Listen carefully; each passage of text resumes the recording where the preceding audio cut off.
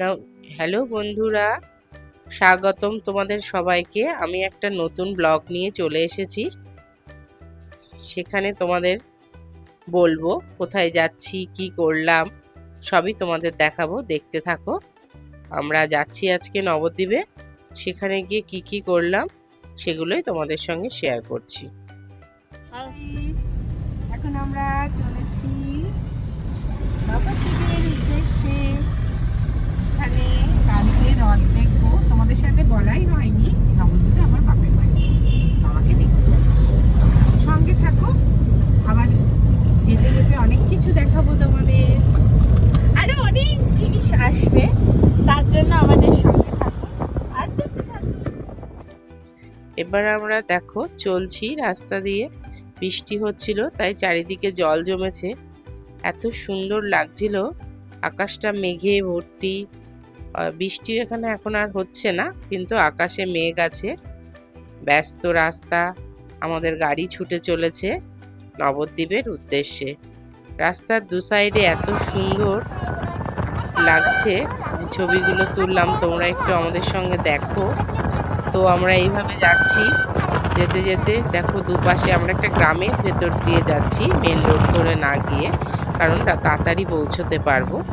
তো এত সুন্দর লাগছিল, পরন্ত বিকেলবেলা, সূর্যও নেই, আকাশে মেঘও নেই, সুন্দর একটা ইয়ে। এবার আমরা 34 নম্বর জাতীয় সড়ক ধরে চলছি। তো সন্ধে হয়ে গেছে মোটামুটি।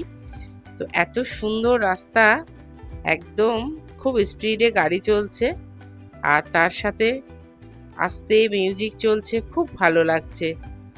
যেহেতু রাস্তাটা অনেক দূর, এবার টাইমটা দেখে নাও কটা বাজে, 6:50। এখনো আমরা কৃষ্ণনগর পৌঁছবো। এখন আমরা আছি, এটা হচ্ছে তোমার ফুলিয়া। তো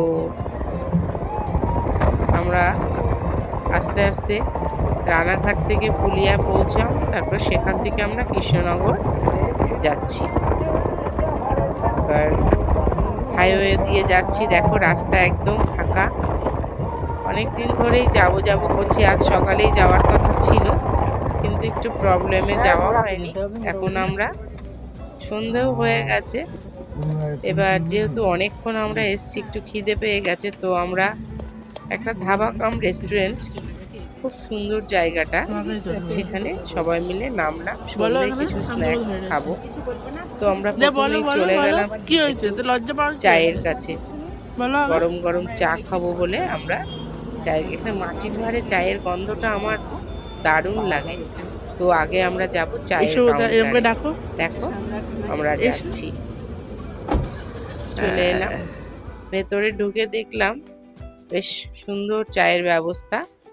আমরা সবাই চা নিয়ে নিলাম, একে একে সবাইকে চা গুলো দিয়ে দিলেন। এবার আমি চাটা নিয়ে খাচ্ছি। দেখো সন্ধেবেলায় বেশ গরম, আবহাওয়াটাও এখন নেই, যেহেতু এক পশলা বৃষ্টি হয়ে গেছে। ওয়েদারটা অন্য দিনের তুলনায় বেশ ঠান্ডা। আর জার্নির পরে এক কাপ গরম চা, ও খুব সুন্দর, দারুণ, যেন একটা এনার্জি ফিরে পেলাম। চা খেতে খেতে আমরা গিয়ে এবার একটু টেবিলে বসলাম কিছু স্ন্যাক্স নেওয়ার জন্য। তো প্রথমে চায়ের সাথে একটু গরম গরম সিঙ্গারার গন্ধ পেলাম। তো মেয়ে বললো, মা আগে একটু চায়ের সঙ্গে বিস্কুট হয়ে যাক। তো এবার চায়ের সঙ্গে একটু বিস্কুট নিলাম। তারপরে চলে এলো ছোট মেয়ে, বললো আমি ধোসা খাবো। ঠিক আছে, ওর জন্য চলে এলে আমরা নিলাম এখানে পনির পসিন্দা। ভেজিটেবিল চপ ছিল, কিন্তু আমরা যেতে যেতে সেগুলো ফুরিয়ে গেছে। এরপরে ধোসাটা ভালো ছিল বলে আরেকটা অর্ডার দিলাম, আমি আর বড় মেয়ে ধোসা খেলাম। আমরা পনির পসিন্দা, সিঙ্গারা, ধোসা এইসব একটু একটু করে সবাই মিলে খেলাম, বেশ ভালো লাগলো। সন্ধ্যে এবার আমরা খাওয়া দাওয়া শেষ করে আবার গাড়িতে উঠলাম, নবদ্বীপের উদ্দেশ্যে যাব। রাত হয়ে গেছে, ছবিগুলো দেখে বুঝতেই পারছো। এবার চলছি আমরা নবদ্বীপের উদ্দেশ্যে, তোমরা সঙ্গে থাকো। আমরা এবার নবদ্বীপে গৌরাঙ্গ সেতু পার করব। গৌরাঙ্গ সেতু পার করে তারপর আমার নবদ্বীপে উঠবো। এখন আমরা কৃষ্ণনগর রোডে আছি, দেখতে পাচ্ছ। এবার আমরা চলে এলাম এই যে সেই কৃষ্ণনগর, দেখো এখান থেকে আমরা সোজা চলে যাব নবদ্বীপ। যেহেতু এই যে এটা হচ্ছে গৌরাঙ্গ সেতু, দেখেছো মহাপ্রভুর স্ট্যাচুটা দেখালাম তোমাদের। এখন বাজে 8:45, দেখতে পেয়েছো। আমরা কিন্তু এখন সেতুর ওপরেই আছি, নিচেই গঙ্গা, এটা কিন্তু গঙ্গার ওপরে গৌরাঙ্গ সেতু। তো আমাদের গাড়ি চলছে, আমরাও চলছি। দেখো এসে গেলাম কিন্তু নবদ্বীপে সেতু পার করে। এবার আমরা দেখছি রাস্তার ধারে ফুলের মালা। আমার খুব জুঁই ফুল নেওয়ার ইচ্ছা ছিল, কিন্তু গাড়ি থেকে আর নামা হয়নি। এবার আমরা সমাজবাড়ির সামনে এসে নামলাম। এবার যেহেতু আমাদের বাড়ির রাস্তাটা একটু সরু, একটা গাড়ি গেলে আরেকটা গাড়ি ঢুকতে অসুবিধা হবে, তাই আমরা সমাজবাড়ির সামনে মানে মেন রোডে নামলাম। এবার আমরা বাড়ির উদ্দেশ্যে যাচ্ছি, দেখতে থাকো। বাড়িতে ঢুকে তোমাদের সবকিছুই দেখাবো। এইটা হচ্ছে সমাজবাড়ি, দেখতেই পাচ্ছ। ওই যে ছবিটা দেখা যাচ্ছে, আরো ভালো করে তোমাদের দেখাবো পরে।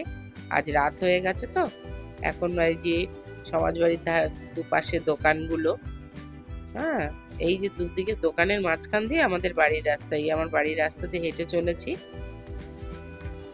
বেশি দূর না, 5-6টা। এইবার বাড়িতে ঢুকে গেলাম। বাড়ির উঠোনে ভাই দেখো কি করেছে, গাছে গাছে একদম ভর্তি করে দিয়েছে বাড়ির উঠোনটায়।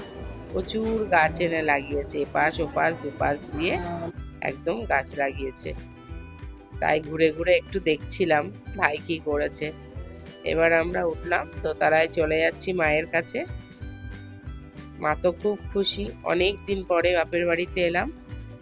এইবার দেখো আমি আমার ঘরের দিকে যাচ্ছি, বাবা অসুস্থ তাই বাবার কাছে আগে যাচ্ছি, বাবা শুয়ে আছে। এইবার দেখো আমরা এসে গেছি। ভিডিওটা যদি তোমাদের ভালো লেগে থাকে তাহলে অবশ্যই বন্ধুরা লাইক কমেন্ট শেয়ার করো। তোমাদের লাইক কমেন্ট শেয়ার আমার অনুপ্রেরণা। আমি তাহলে পরবর্তী ভিডিওটা নিয়ে আবার তোমাদের সঙ্গে হাজির হব। আজকের মতো টাটা, বাই বাই, ভালো থেকো সবাই। থাকবো পুরো বাড়িটা, কালকে তোমাদের দেখাবো। আজকে টাটা, গুড নাইট।